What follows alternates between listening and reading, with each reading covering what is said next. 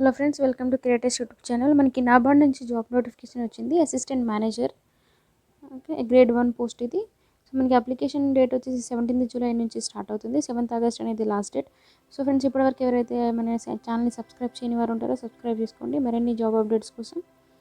Okay, so మనకి preliminary exam అనేది last week off August కానీ ఫస్ట్ వీక్ ఆఫ్ సెప్టెంబర్ కానీ ఉండొచ్చు. సో ఇది టెంటేటివ్లీ మాత్రమే, ఎగ్జాక్ట్గా అయితే మనకి ఏమి ఇవ్వలేదు. సో ఇక్కడ చూసుకొని డిపార్ట్మెంట్ వైజ్ మనకి వేకెన్సీస్ ఇచ్చారు ఫ్రెండ్స్. జనరల్ వాళ్ళకి agriculture engineering, animal husbandry, fisheries, forestry, so plantation, horticulture, land development and soil science, water resources, finance, computer and IT. Okay, total vacancy చూసుకోండి ఈచ్ పోస్ట్లకి. సో జనరల్ కేటగిరీ అంటే general assistant మేనేజర్కి 74, agriculture వాళ్ళకి 30, అలా total వచ్చేసి మనకి 148 vacancies ఉన్నాయి. And physically handicapped క్యాండిడేట్స్కి 7 vacancies ఉన్నాయి. సో ఇది assistant manager and RDBS, so rural development bank అది. అండ్ ఏఎం వచ్చేసి అసిస్టెంట్ మేనేజర్ రాజ్భాష వచ్చేసి ఇవి టోటల్ 5 వేకెన్సీస్ ఉన్నాయి ఇవి. సో ఫిజికలీ హ్యాండిక్యాప్డ్ వాళ్ళకి 1 వేకెన్సీ ఉంది.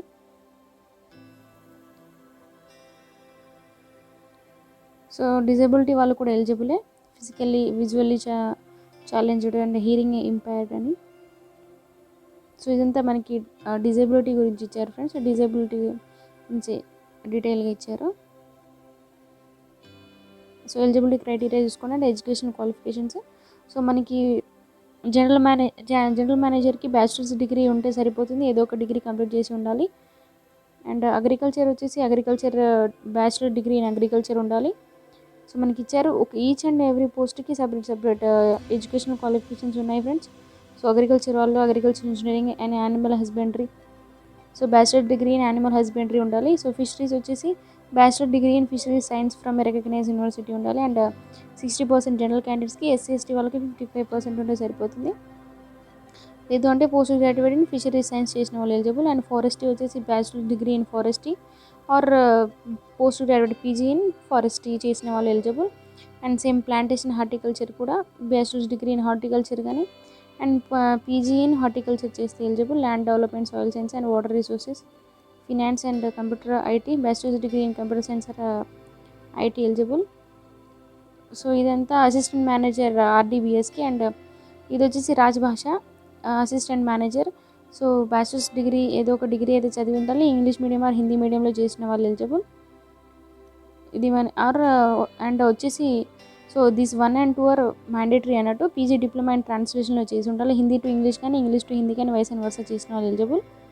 సో మనకి ఇక్కడ ఇచ్చారు ఇది ట్రాన్స్లేషన్కి, రాజ్భాష ట్రాన్స్లేషన్.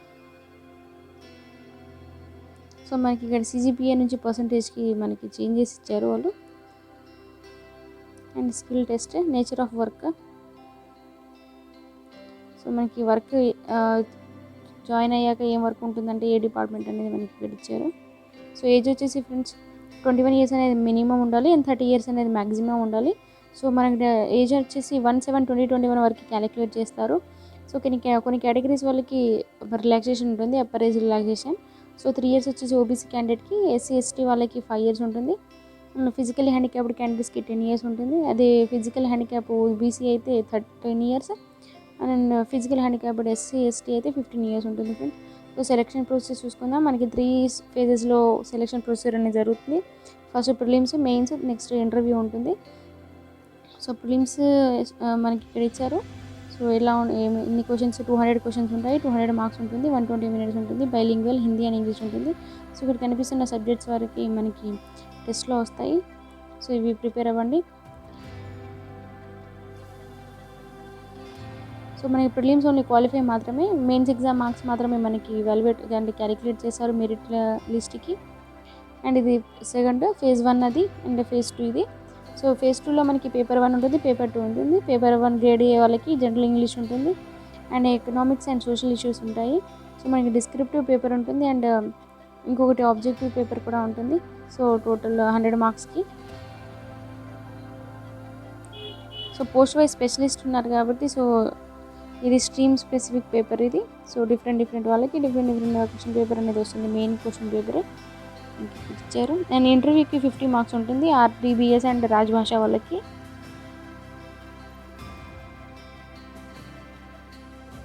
మనకి సిలబస్ కూడా ఇచ్చారు, paper 1 syllabus and paper 2 syllabus, agriculture and rural development, forestry, fisheries. So అన్ని డిపార్ట్మెంట్స్ వాళ్ళకి మనకి ఇక్కడ పోస్టులకి మనకి ఇక్కడ సో సిలబస్ ఇచ్చారు, మీరు చూసుకోండి ఇది. So pre exam recruitment training అనేది ఉంటుంది. సో ఇది మేబీ ఆన్లైన్ ద్వారా పెట్టవచ్చు.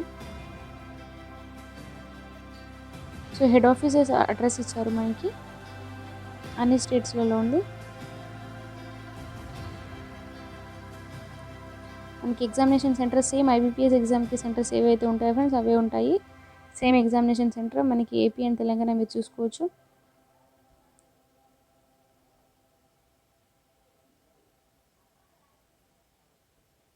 అండ్ మెయిన్ ఎగ్జామ్ సెంటర్ వచ్చేసి హైదరాబాద్ ఉంది.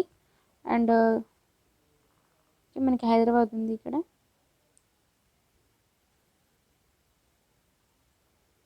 సో అప్లికేషన్ ఫీ ఉంటుంది. అప్లికేషన్ ఫీ వచ్చేసి ఎస్సీ ఎస్టీ క్యాండిడేట్స్కి అప్లికేషన్ ఫీ ఏమి ఉండదు, కానీ ఇంటిమేషన్ ఛార్జెస్ అనేది 150 రూపీస్ ఉంటుంది.